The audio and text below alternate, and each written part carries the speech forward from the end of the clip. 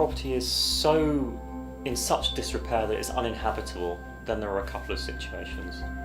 If the uninhabitability is only going to be for a relatively short period, then the landlord is obligated obviously to do the repairs, and they are required to provide accommodation for the tenant. The tenant has to pay the rent, the landlord must reaccommodate them in something of similar quality, but they're only entitled to the same quality as that which they already have.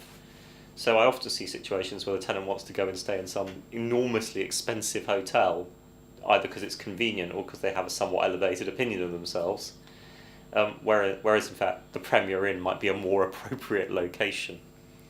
But then you also have to bear in mind there will be additional costs that may be payable as well. So for example, clothes washing, food, all of these things. But the landlord's only required to give a tenant what they would reasonably have to get. So again, a landlord doesn't have to pay for a tenant to go to a posh restaurant and drink 2 bottles of wine every night. They need to give them a reasonable amount of money in respect to their food. If the property is uninhabitable because the tenant has made it uninhabitable, then landlords aren't liable for tenant's damage, and I certainly wouldn't reaccommodate a tenant in those circumstances. If property is uninhabitable because of an act of God or something that's completely outside anyone's reasonable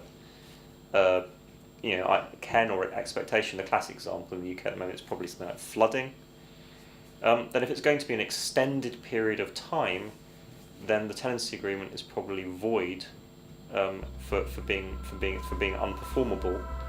And almost all tenancy agreements will have a clause in them saying that if the property is uninhabitable for more than a set period of time, either party can bring the tenancy to an end on usually very short notice indeed. If that's the case, then the landlord should use that provision, bring the tenancy to an end, and that will be the end of the matter, and the tenant can go and seek alternative accommodation.